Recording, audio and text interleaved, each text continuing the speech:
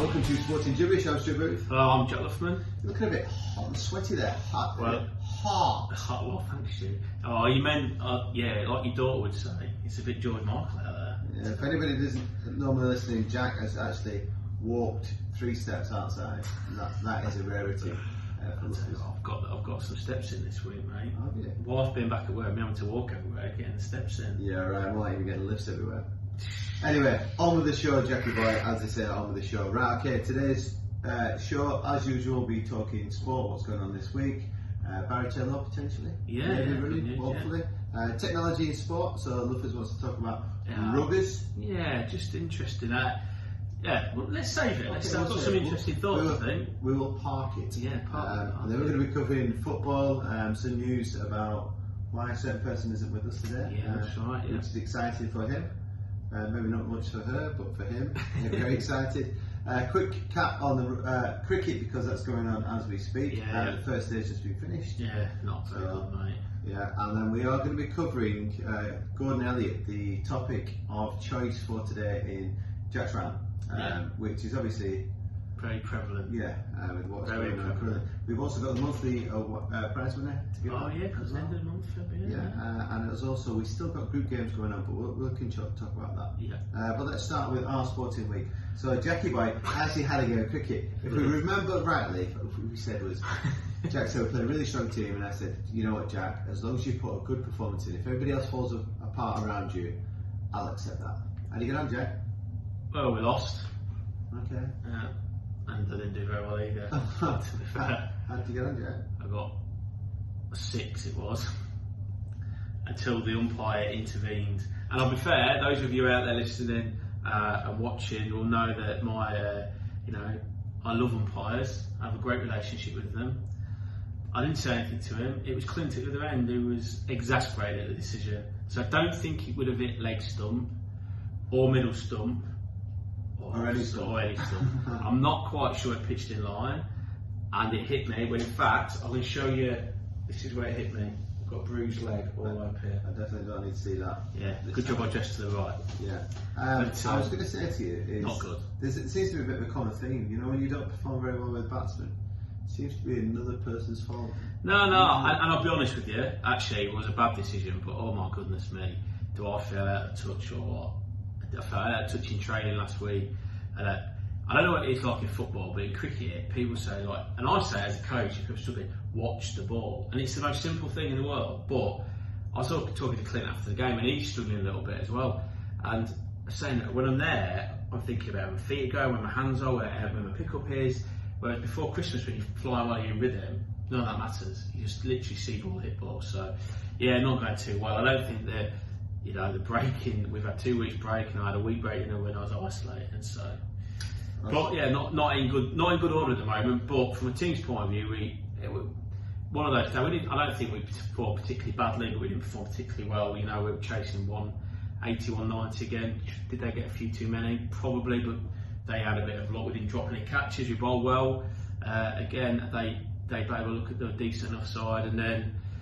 In the back, just in those games, I say to lads in the dressing room, whether you're setting a target or chasing, 2 decent partnerships will win you most games. So when I say that, 2 partnerships between 40 and 80, let's say, and we only had 1 anywhere near that, and it was for something like the 7th wicket, which by then is a bit late because those 2 guys who batted really well, incidentally, but they're trying to keep the run rate up at that point, about 10 or 11 over, as well as knowing they can't really lose a wicket. Because we had probably a longer tail than we usually have on Saturday. So one of those days, we're still in the hunt for the top 4 though, because everybody's, other than Middle East metals, everybody's beating each other. Alright, so it's a bit like the Premiership then? Yeah, very much so. Unfortunately, the game tomorrow is off. Wombats Reds have contacted me this morning. They can't raise the side, so I don't know really what happens with that. Wait and see what the league says. So I don't know whether we'll get a walkover, which obviously would be quite nice for the point system, but they're one of the weaker sides, so actually playing them, if we play well with our first team, playing them would be more beneficial because it gives you a chance at that bonus point, which might. And also maybe a chance we get back to an average up. Yeah, I'm not even going to go there because it's probably not going to happen this season. I'm just going to write it off, Stuart. I think. You've gone. He's gone. Yeah, I keep convincing Dave that take the new ball, do a bit at the minute. But he's not having any of it. No. Anyway, yeah. So not the greatest weekend really, but we all have at least we got out, got to see all the boys again. Had a bite to eat afterwards. A couple of celebratory beers on behalf from thanks to Dave and Clint. So all good. Oh, happy days. Interesting news, Barrichello potentially running on Monday. At Weatherby, wasn't it? At Weatherby, that is correct. At 2:10 at Weatherby. He was pulled out the last one because I think the owner Donald is looking for a potentially easier run. Right. I think now he's maybe going to start looking at maybe get his rankings, get a win under his belt and break that duck, because the report was saying that he runs well on bad ground, on heavy ground, and now they want to try him on a little bit firmer ground and see how he performs on there. So fingers crossed we'll see him out and about on a win would be class. We'll just ice on some cake. Come on, you've had a good week. You've had a good week, haven't you? It's been another decent week. Sunday. Hang on a minute. He did tell me today after it, he said, "I'm on fire, mate. I'm on fire." I'm not going to lie, I am. There's no point beating around the bush. Wolby was giving me a stick in the office, but that was because he said, "It's all about me." It's only because you're jealous you're not scoring at the moment. He did bet me at the end of beginning before last season, that he was going to beat me for goal scorers. He makes some random decisions as well, Wolby. But yeah, on Sunday we had our last league game for the social team. We won against the under 18 team. See, that always plays under 18 team. Got a couple of goals, and didn't realise that before the game I was in for running for leading goal scorer in the social league, and I finished after that game. I finished tied first place, but then the lad that was playing after scored one goal. So I finished second in that, and that was good considering I don't really normally play for them. It's just a case of going in and helping out, and we finished third in the league. So for a vets team and an open age bracket league, we did pretty well considering. Without being disrespectful, it's not our strongest team out there. Our stronger teams tend to play on a Wednesday. So we played last night.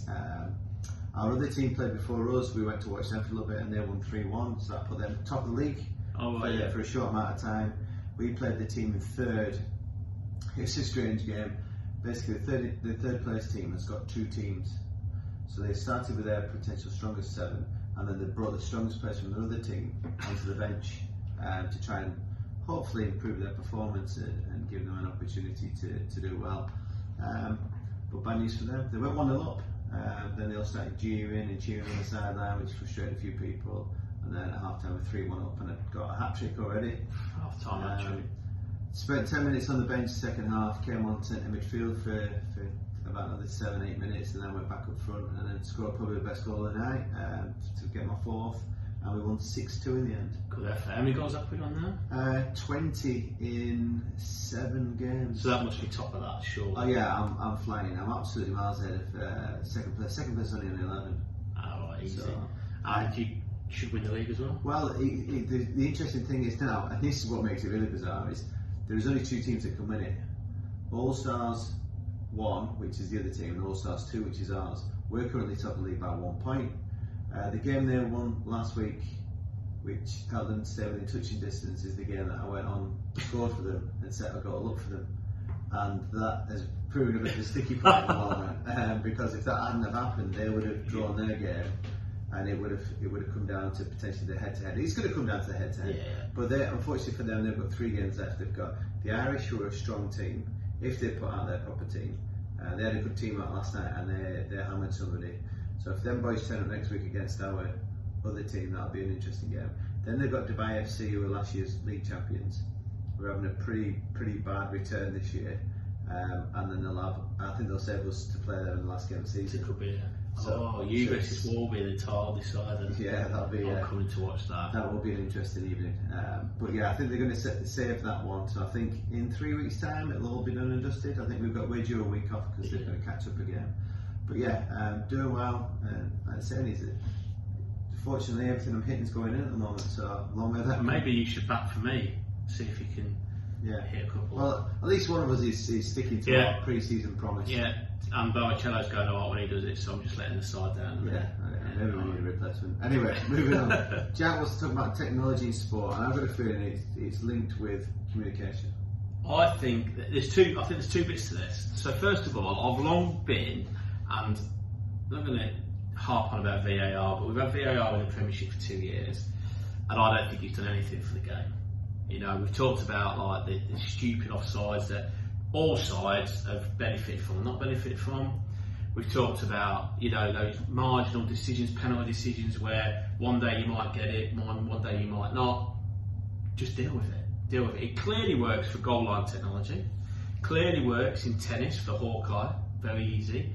And like in cricket, when it's used correctly, it clearly works for line calls. Stumpings, run-outs, and I'm really pleased that now they're using the third umpire to call the no balls.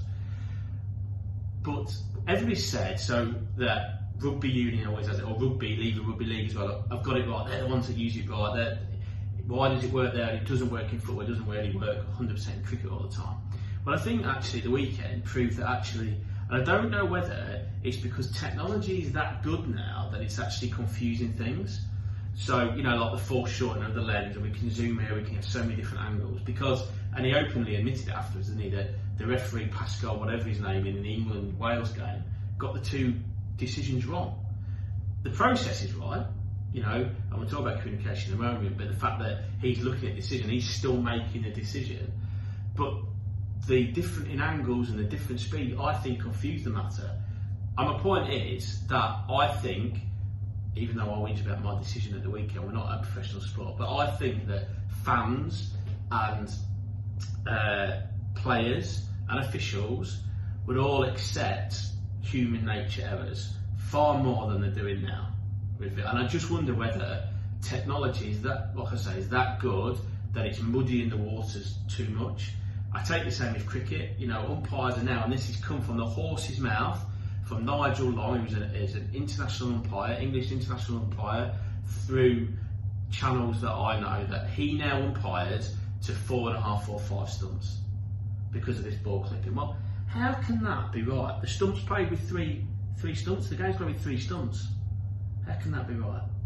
No idea, Jack. I have no idea. Yeah, it can't be, can it? I'm stumped. Yeah. So I just that's the point about technology. And then to the second point, and what you're right is, and I think it's been, certainly I've picked up on the coverage on social media and things like that, and they've been doing it for a long time now. They're using VAR in the Australian A-League, the top level football, soccer, or whatever they'll call it out there. Soccer, yeah. But when they do it, we're hearing the communication much like we do in cricket and we do in rugby. And again, it seems to be a large acceptance of it. So I don't know whether the rugby one at the weekend was just a little blip and I'm way off the mark. I'll accept that, but I think definitely if technology is here to stay, which it probably is, don't get me wrong, surely at football and at all sports we need to hear that dialogue. Yeah, I think you're completely right. I think the dialogue needs to happen. I also think, which is what you mentioned before and what Doug was going on about the weekend, is that maybe the referee should have a voice after a game and explain something, because I still haven't seen the clip where he blew for the free kick and he hits a free kick, then blows again, and there just doesn't seem to be any explanation of why he's done that. I actually caught the Premier League show, you know, on beIN earlier in the week, and they have Chris Hoy on there, that former referee, and Ian Wright, Mark Pugach and Don Hutchinson were saying exactly the same thing, because what they were being told was that basically because he blew the second whistle before the ball crossed the line.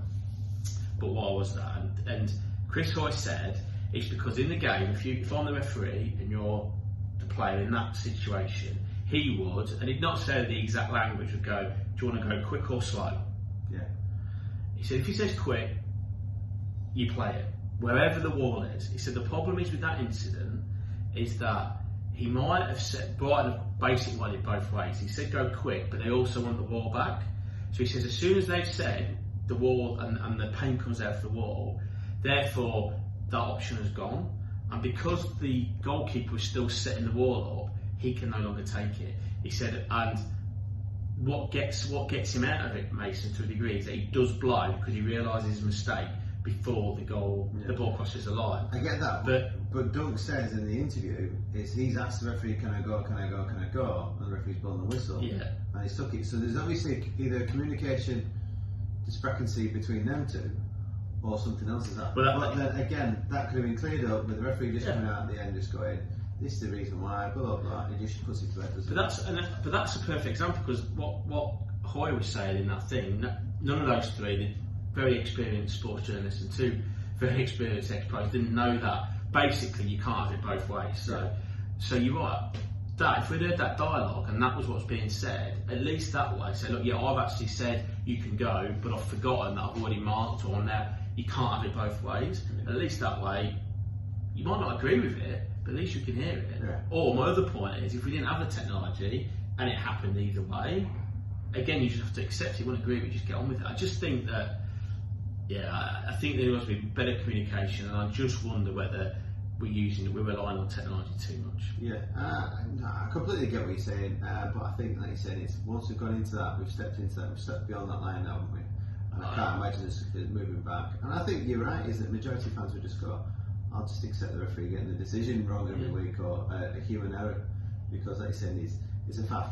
The part of me that I'm not quite sure about is that it's very hard to judge football against rugby, because rugby has so many stops and starts. Yes, yeah. And that is a little bit trickier, because when they're going up for a try, there's an actual stop in the game, and then what tends to happen is that time to check out is with the time that the kicker gets himself set, ready to move on to the next thing, and football just seems to be much faster. 100%. And the one in cricket, they're really, like, just to go sort of reiterate that again, should be used better, I think, but they've got it wrong. And my fear is that this clipping thing, so the umpires call, so if and what's happening is people are screaming on the field of play to try, because they know that if they get the umpires call on the field of play, the chances are, because of this clipping, it's going to stay. Yeah. And I don't care what anybody says, and people might say I'm a batter or whatever like that, but a ball clipping the top of the stumps or the edge of the stumps, as an umpire, you cannot judge that. The human eye can't judge it. Much like the offside call, if your fingernail is offside, which is going to get given in VAR at the minute, no human eye can do that. It's ridiculous. And my fear with cricket, just to finish, is that I think they'll look at this umpire's call thing at the moment. My fear is they'll go the opposite way to, I think that a lot of players, fans, coaches would go, instead of saying, look, it's got to be fully out, they'll go the other way, and not every ball that hits the stumps is out. Well, I tell you now, it won't matter what pitches people are playing on, we'll be having 2-day test matches as a norm. Yeah, well, we will do if England batting carry on. Well, more of that later.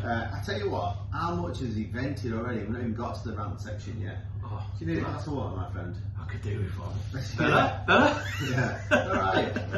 Right, on to the Raven Gulf League, which was a very, very interesting, and it has heated up nicely, not just in temperature. They're all coming out this week. I've got full of them. Right, Are you the entertainment tomorrow? Yeah, pretty not entertainment.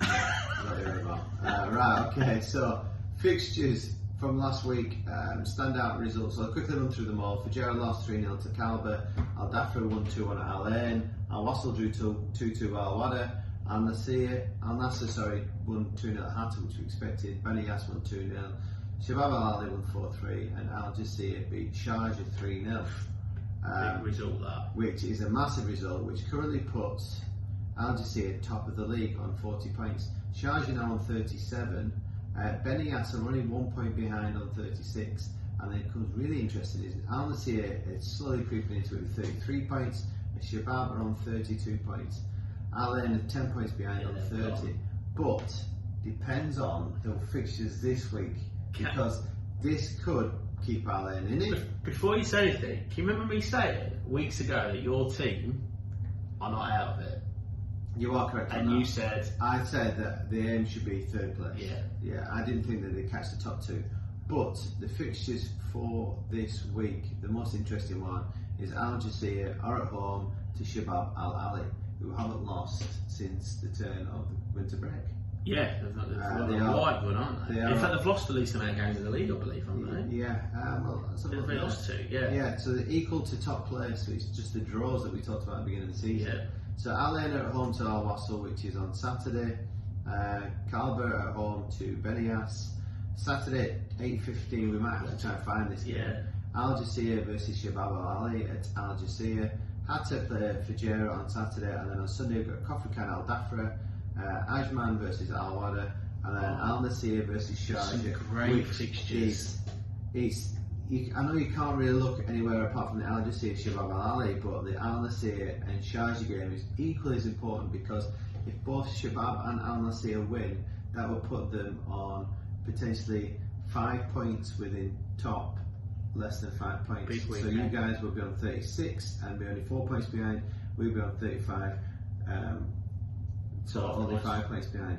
So that is a really big weekend in regards to shaping up the league title. And I will say this now: if Shabab and Al Nassr lose the game, then I think that's 100%. out of it.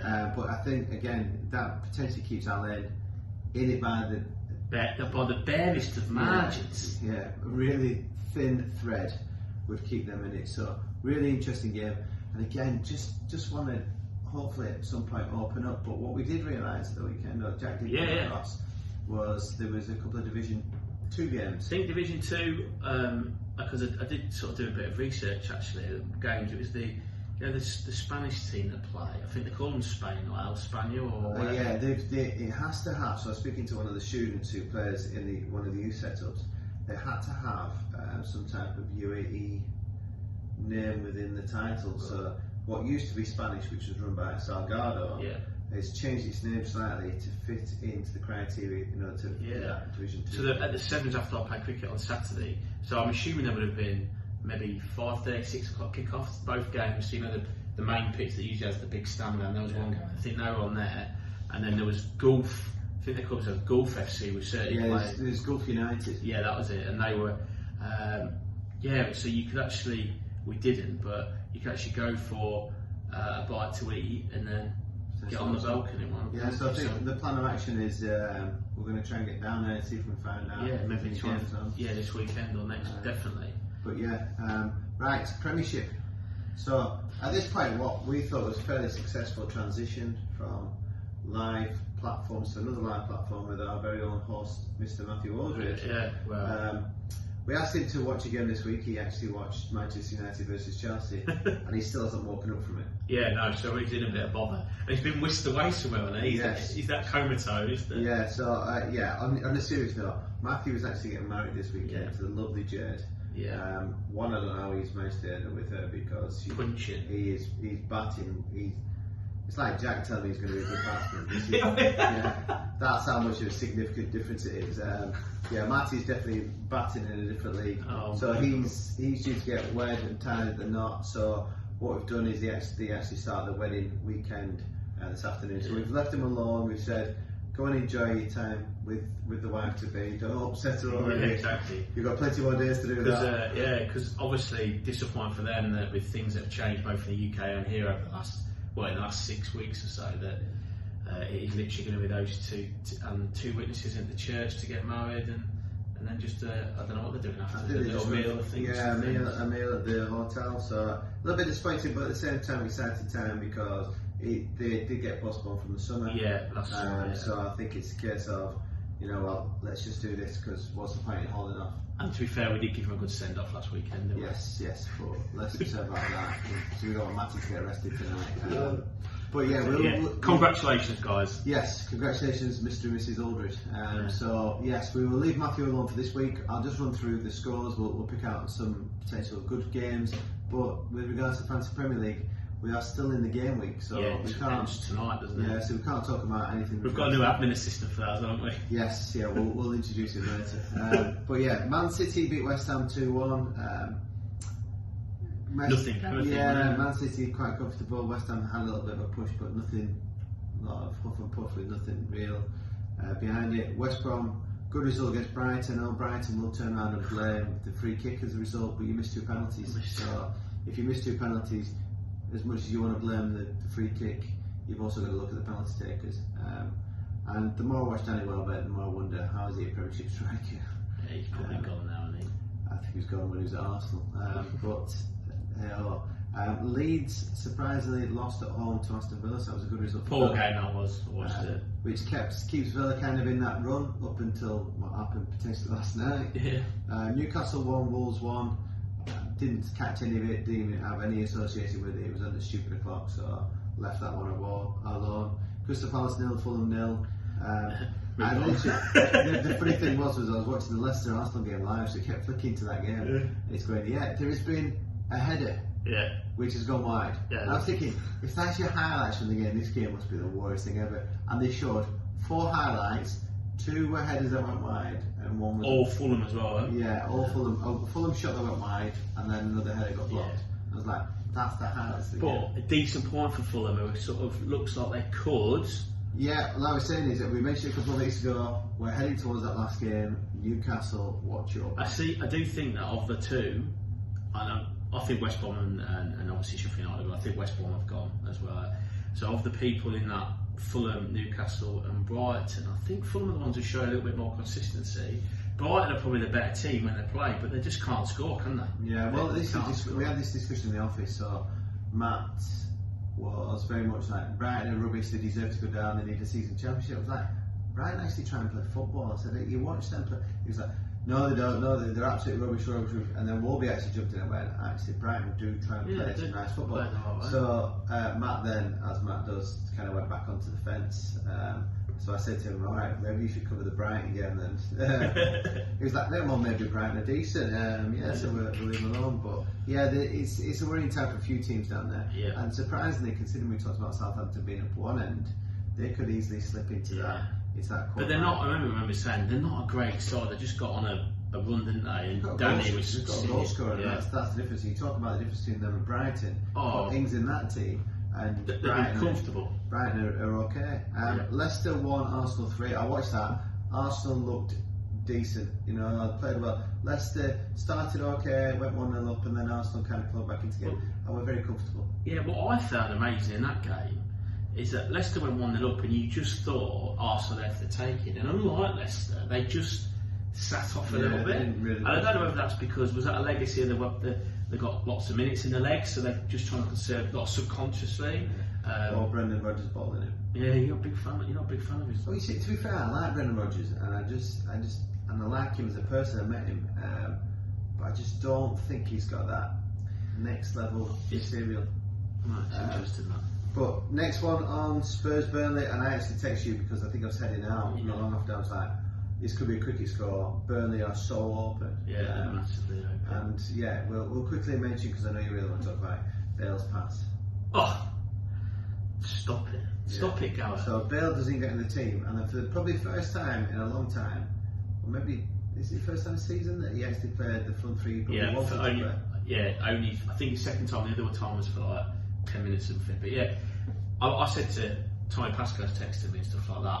Lucas Moore had a good hour where he played, to be fair to him, but I think that as a front six, I would have replaced Lucas with Dele, because Dele was outstanding in the Europa League game the other night.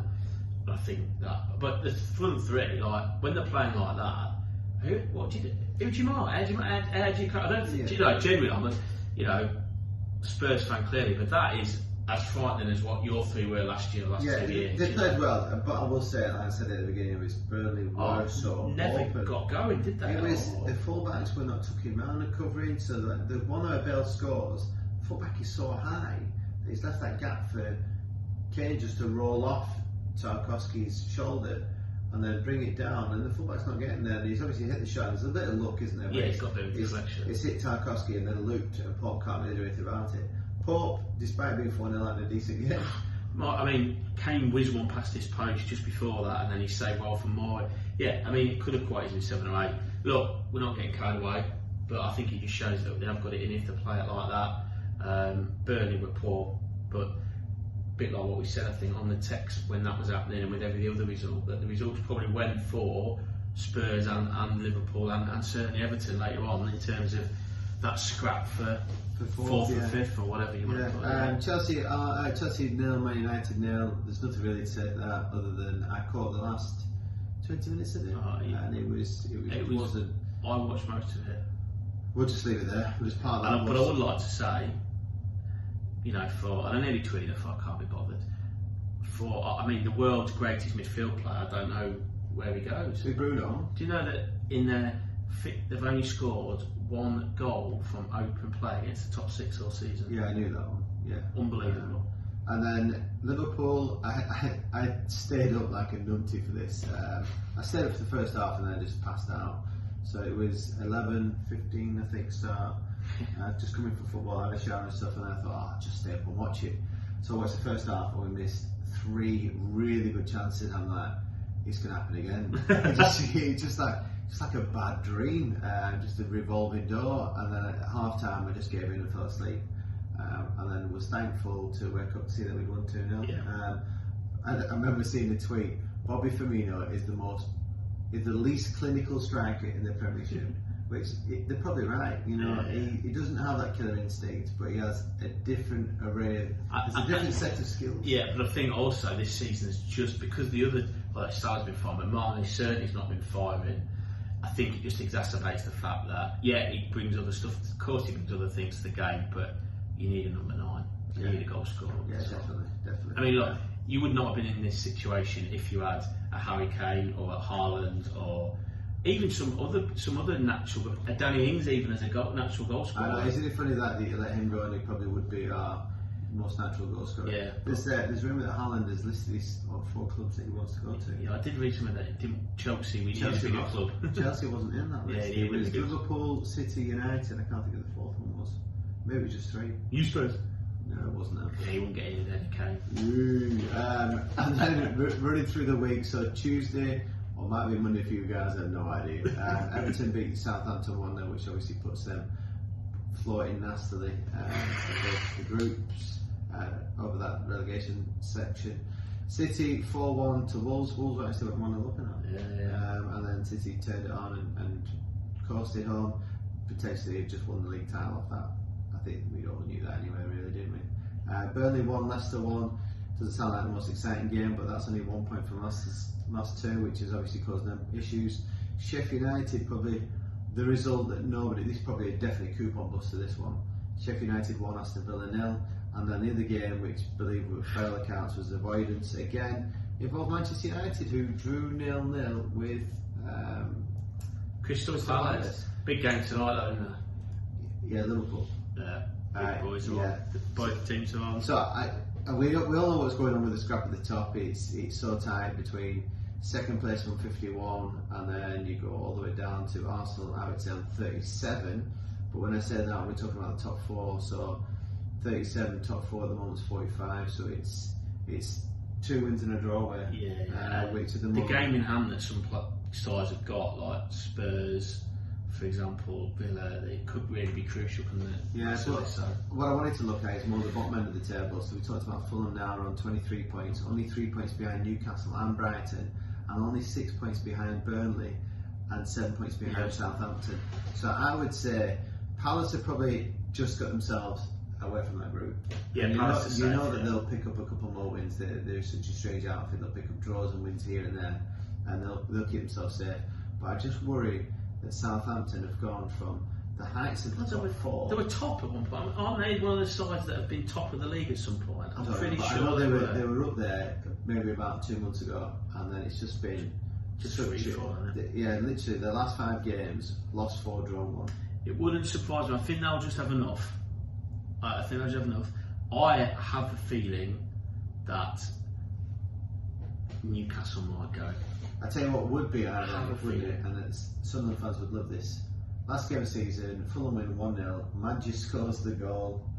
Is it at St James's Park as well? I don't know where it's at, but yes, imagine that Madge scoring. I just have a feeling scoring that goal. But yeah, that's the recap of the Premiership, and obviously we talk about that there is games going on today. So Fulham Spurs.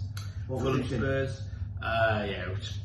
I fancy it's at Fulham that Spurs, because Fulham will play, so I think that helps Spurs. Yeah. I think that will leave a bit unlike Burnley, but I think Fulham will leave gaps, and I just hope that Jose plays all 3 again. I did notice it. I think in the press conference yesterday they mentioned about Bailey. He says, I think he's ready for the start, ready for the bench. Just play him, Jose. Play him. Yeah. West Brom versus Everton. That could be a little bit of a tricky affair because one of Sam's old clubs. Yeah. Everton aren't free flowing, and I don't think they're particularly that dangerous or that. And I'd love to see West Brom win that just for our sakes. And you're the late game Yeah, which is quarter past midnight here, Liverpool Chelsea. I'll be honest, at Anfield we look at a mess at the moment, so I'm not looking forward to it. I suppose the only benefit it's got at the moment is Chelsea don't look like they're a real attacking threat. No.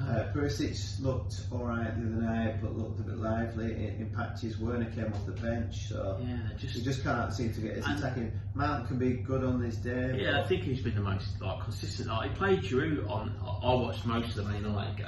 Played Giroud, and I rated Giroud. I think he's good, but I don't know why. It's probably the first time I've said it for a while. I've actually started and actually watched it, and you know what? I can see why people use him as a sub because he's got no pace. He's not that sharp from the start. I think he's one of them that because when he comes on as a sub, when defenders are tiring. Yeah, and he's a beast in the air, and from set pieces and things like that. So, but Abraham was not even in the squad, was he? And I don't think he was injured. No, so it'd be an interesting game. I just think Chelsea probably come to look at shutting up. Yeah, I think so. I think from our Spurs point of view, if we win, I think a point would be nice for us. Yeah. Or a Chelsea win because they look like they will probably finish third. So second or third. Well, yeah, I think if we win, then I think that puts us. Yeah, you're back. I still think you'll finish top 4. I've said that. Yeah. So. Right. Okay. So we'll park football for the time being. Yep. We're not going to spend too long on this, but we have to cover the fact that England have started a test against India, and from what I was watching today, they've not performed well with the bat. But they've scraped together a decent score considering the start. Yeah, so that win the toss on what looks like India have suddenly managed to prepare what looks like a belter. Yeah. So England in this time have gone in with 1 seamer plus Stokes as the second one, and then 2 spinners and a batted Lawrence at 7. So extended that. Clearly there's batting scars. Win the toss, bat, brilliant, 30 for 3.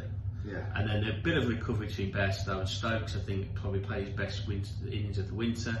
And Lawrence and Pope. We've got ourselves to 205. Now they were saying in the test match last week that if they could have got 200 on that wicket, it might have been a winning score. And now they're saying that the wicket isn't as bad as that one last week. So we'll see. We've got an early wicket. They're only batted a few overs and what are they? 20 odd for 1. 24 for 1. Anderson got the wicket. So we'll see. But ultimately, from where we were, 30 for 3, maybe they might have taken 200, 250, but I would suggest, and I've not seen any of it at all, I was at work, but I suggest reading the reports there might be at least 150, maybe 200 runs short, but fingers crossed, if it does start to break up again, we're in business. But let's wait and see. I might have a chat next week. We've got a bit more time about the makeup of that side. I think with regards to from what I looked at it when I saw the scores coming in 15 for 2 and then losing wickets and looking in a real bad shape, I was like, this could be another like 50, 60 score. So that you're basically looking at middle order, your Bairstow, Stokes, Pope, Lawrence that have really dragged some type of. It's a score that you can fight for. 100%, yeah. Like where last week the score of 100, you're out of the game, you're out of any cricket game, really. Yeah. So let's have your early predictions. India to win. India win the Test match, yeah. Well, before we move on, one other cricket story that I think I texted you about that we can't ignore: the T20 game between Sri Lanka and West Indies. Yes. And if anything ever sums up the game of cricket or even sport, I would say it's a period of this. So young Dhanajaya, spinner for Sri Lanka. In his third over, 4-1, wicket, hat-trick, brilliant. So imagine how high he'd be in there.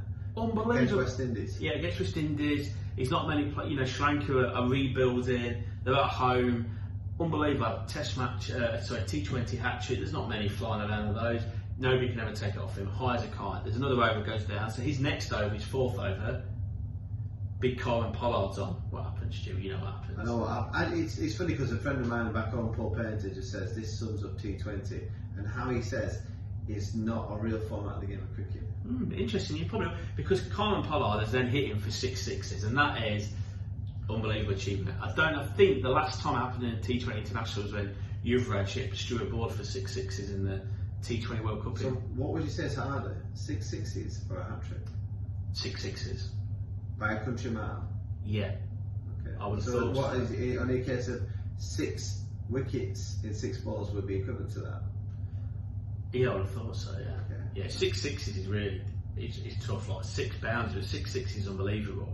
But you talk about your mate Paul Painter about T20. Kyle Pollard is somebody who clearly has ability and way more ability than I've ever had or whatever like that. Not saying that, but I think he steals a living playing cricket, because I tell you now, if T20 cricket wasn't around, or it wasn't as big as it was through different reasons, I'm not sure he'd be playing professional cricket anymore. Well, he's up there. He's not the only one either. Oh yeah, there's a few of them. And I believe Pakistan's been suspended for COVID. Yeah, 7-8 cases, I think. See, you're making me look for cricket stories now in the articles. I'm like, I'm turning you, mate. Turning me. I don't know. Making me fall asleep. That's what I do when I can't sleep. I come back from more cricket. Or watch Liverpool. We lost you. Right, talking point. So I will start at this point. We are talking about Gordon Elliott, the racing owner. I didn't realise trainer. He actually was the youngest jockey to win the national. Yeah, and he was 29 years old. I think they were saying he's the youngest trainer. Yeah, 29 years old. He's celebrated Tiger Woods, his big. And then he's won it back to back with. Not Tiger Woods. No, it was Tiger Woods. He didn't win the first one, but he won back to back with Tiger Woods. I didn't realise his obviously prestige before that. So obviously for people who have been on planet Mars, that don't know what's going on. Basically, Gordon Elliott has been photographed sat on top of a dead horse. And that's been published and been sent out there. On the gallops, he had a heart attack on the gallops, I think was the thing. And that has obviously been published for people to have a look at, and then what's happened on the back of that. There is always controversy around animal rights anyway when it comes to horse racing, and that's done him no favours. So we had a little discussion about this, where our viewpoints differ.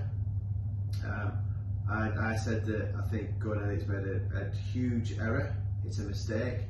But it's a mistake, and that he'll receive a punishment just like any other sports person does, and then she'll be allowed back into the sport. So my viewpoint is, just like we've seen before, Eric Cantona kicked the football fan, received a ban, people have had drug tests, but then they've been allowed back in. You make the mistake, you serve the punishment, you go, do your time, then you're allowed back in the sport, which is my viewpoint on it. If it happened a second time, then potentially they'd look more like Jack's viewpoint. And your viewpoint is, Jack? Yeah, I think that he should be banned from the sport for life.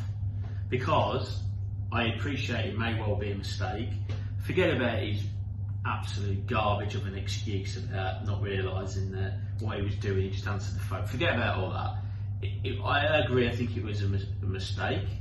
I think it also shows the perils of social media. I mean, whoever's taken that stitched him up, why they've stitched him up. But I think what you mentioned there, I think horse racing, I love the sport, we love the sport, sort of that guilty pleasure to a degree. He's always, much like any animal sports, I guess, like you say, he's always up for review, he's always open to criticism, particularly when animals lose their lives and things during races or whatever it might be. And I just think, while I do agree it is a mistake, and potentially and hopefully a one-off on his part, I just think with that in mind, and the prestige of what he has achieved and the money he's achieved from it, I just think, yes, a mistake, but I just don't think there's anything coming back from that. And I know people say, he automatically lost his big stable sponsor, he's been pulled. Lost Betfair, didn't he? Yeah, he's been pulled. I think another stable sponsor's pulled. I think top owners have pulled their horses out to other stables. So he's being punished even before the Irish racing authorities make a decision. He's been banned from Cheltenham by the British Horse Racing Authority until the Irish authorities make a decision, but I just think there's no coming back from it. I hope it's a mistake and a one-off, but I think sometimes that's it. As I thought way back then, I thought Cantona should have been banned for life for that as well. Alright, okay. So, I don't really think there's anywhere to go. It's down to you guys to either think, do you think that he should be given a second chance, or do you think that he should be left undrawn quarters? Either way, it's a sad state of affairs. Yeah, it's not a nice situation for any type of animal to be, I suppose, disrespectful. Yeah, 100%. Yeah, and not showing the correct respect, considering this was a living, breathing animal. 100%. And I think the person who's taken the photograph and then released it also needs to have a look at themselves. Yeah, but I believe there's a lot of stories, because there is a lot of stories behind Gordon Elliott with regards to bars and mistresses and all sorts. But there's a rumour mill going around that other owners are other trainers are trying to oust him out, and they don't like his different tactics or the way he's coming about things, and potentially his lavish lifestyle that he lives on the back of it. But guys, let us know what your thoughts are. But we're going to move on to fantasy football. We're only going to make this a short, brief thing. Mr. Larkin can't join us today, unfortunately, because Daddy Daycare is It's a full swing, isn't he? Yeah, and I completely get that. Even to the point where last night I was walking past the Hurricanes training, and Ian wasn't able to attend that because he was obviously looking after his little girl. Yeah. Who incidentally dressed up for World Book Day. Did you see that today? I didn't see that. She had a little baby girl with Winnie the Pooh on. Oh, did it? So awesome. very good, very good. So yeah, we've left him alone. Plus, we're in the midst of a cup competition, so we don't want to be giving away too many tips and trades, especially when he's competing against other people. Yeah, exactly. We can't give you any updates, as we said, because there are still games going on today and tonight. But we do have some exciting news that Shrek has joined the admin team. Yeah, Shrek is a part of the admin. He does nothing else, so he is keeping an eye on those fixtures, totaling your points up, so then we can just plough it, or Stu can plough it into the machine. So we can, next week we'll know exactly. We probably have 2 weeks where we'd have 2 fixtures played by then. Weeks 20, no, 26, isn't it? And then week 28. So we'll have week 26 games. We will have, we'll have updates for the weekly ones, but there'll only be one cup competition. Yeah, exactly. So we've got Shrek on board. So thanks for that, Shrek. Although, like I say, you've got nothing else to do. So yeah, I can't really call him out. He's doing us a favour. Do you want to count the scores? Absolutely not. Yeah, thank you, Shrek. In other news, the last bit about fantasy football we're going to cover is we do have our monthly winner that came through. So Jerry McCarthy, who actually won one of the weekly prizes, has finished top, and he just picked Tom Pascoe to first place for the monthly prize. So Wales Golf Madrid was second in the monthly prize, 13 points behind. Ian Larkin, our very own Ian Larkin, Jams. Was in there in third place, but he was a decent whack away, and Tottenham Hotspurs was in there. But yeah, keep an eye on the league fixtures. Yeah. We'll be sending the link out so you can actually see the group stages on format now. So once these games are done tonight, we'll have an update over the weekend. But that's us again, another one. We are slowly creeping towards number 52. Unbelievable, that, isn't it? Yeah, I was saying though that our year's passed, because today, a year ago, it's been World Book Day, obviously around the world, strangely enough. Really? And our last day in school last year was World Book Day, wasn't it? Yeah, they before brought the spring break forward. Brought spring break forward, where we thought 2 weeks off, 2 weeks holiday. A quick wash and we'll be all right. Oh, good, and yet we're still in this position. But guys out there, keep safe. But at the end of the day,